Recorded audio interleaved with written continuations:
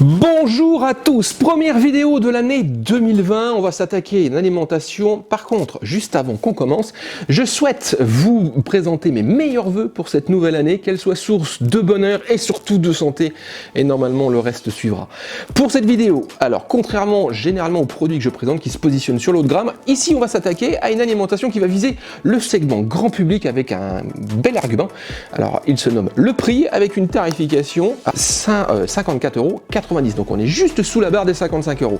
Et en échange, Enermax vous propose 600 watts de puissance, une mécanique au label 80+, une gestion des câbles non modulaire, mais par contre un design noir et plat. Alors au niveau de la vidéo, petit tour d'horizon du bundle, petit tour d'horizon de sa mécanique, et on regardera également quelques scores au niveau des performances puisque je l'ai testé dans différentes configurations. Pour répondre à deux questions, est-elle silencieuse, fait-elle son travail, même 3, et peut-elle prendre place dans une configuration gaming? Allez, c'est parti. Ah oui, j'allais oublier, vous avez peut-être remarqué également qu'il y a une différence au niveau du son, alors je me suis équipé. Vous avez été très nombreux à me dire que le son n'était pas forcément terrible, alors j'espère que là ça passe bien. N'hésitez pas au niveau des commentaires pour me dire que vous soyez sourd enceinte ou encore avec un casque. Alors c'est parti, Max Pro 2 600 watts. La voici donc cette Max Pro 2 600 watts. Au niveau de l'emballage, bah écoutez, rien de particulier. On a un design plutôt masculin, un noir généralisé. Ici, on devine le bloc d'alimentation. Petit rappel, du label 80+ classique. Ici, on a de l'ERP. Alors ça, c'est tout ce qui est norme environnementale au niveau européen.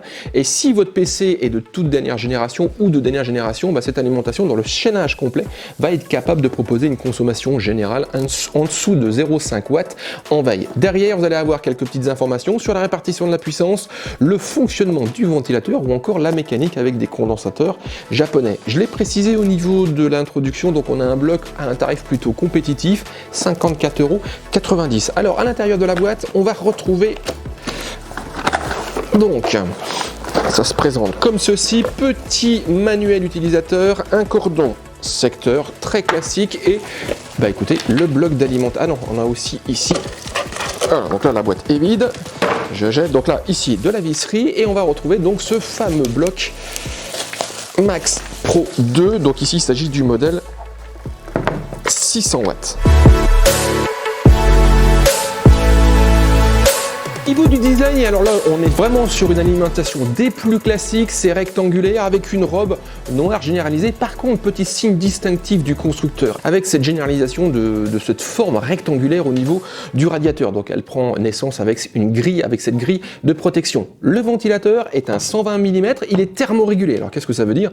Ça veut dire simplement que sa vitesse va être adaptée aux besoins en refroidissement, donc en particulier à la température. Parce que même si on a une mécanique au label 80+, donc qui permet de garantir un certain rendement supérieur à 80%, on a quand même un petit gaspillage énergétique sous forme de chaleur. Donc l'alimentation, enfin la mécanique a besoin d'air frais. Au niveau de la profondeur, c'est du 140 mm, donc là normalement le bloc devrait prendre place dans tous les boîtiers, enfin ça devrait pas trop poser de problème. Petit rappel de la marque Max Pro 2 en latéral, à l'avant.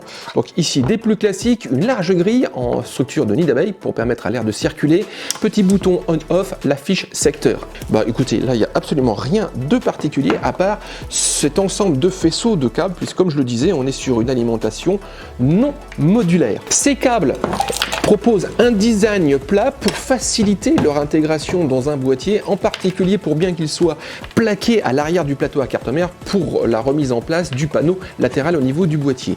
Au niveau de l'équipement, donc ici on va avoir un ATX 24 broches des plus classiques, un EPS 8 broches, on va récupérer également un faisceau dédié à la carte graphique avec 2 PCI Express en 6+2 broches, pas mal de SATA, 6 au total, et on a également du Molex, alors là c'est quand même une connectique qui tend à disparaître, ici avec 4 unités. Au niveau finition, bah écoutez, j'ai absolument rien à dire, rien à noter, c'est bien fini, la couleur est unie, au niveau du toucher c'est agréable, c'est doux, donc on a quand même un soin qui est apporté, bien qu'on ait un tarif plutôt agressif, hein. je me répète, mais 55 € pour 600 watts de puissance, c'est tout de même pas mal. Alors, au niveau des résultats, on est sur une alimentation écoutez, qui vise quand même le grand public, donc on a vu mieux, ça répond parfaitement aux contraintes de l'ATX. Par contre, au niveau, par exemple, des stabilités des tensions, il existe des blocs de 600 watts qui vont proposer des prestations largement supérieures. Alors, moi, au niveau de mes mesures, j'ai trouvé au niveau du 5 volts une variation de 1,96%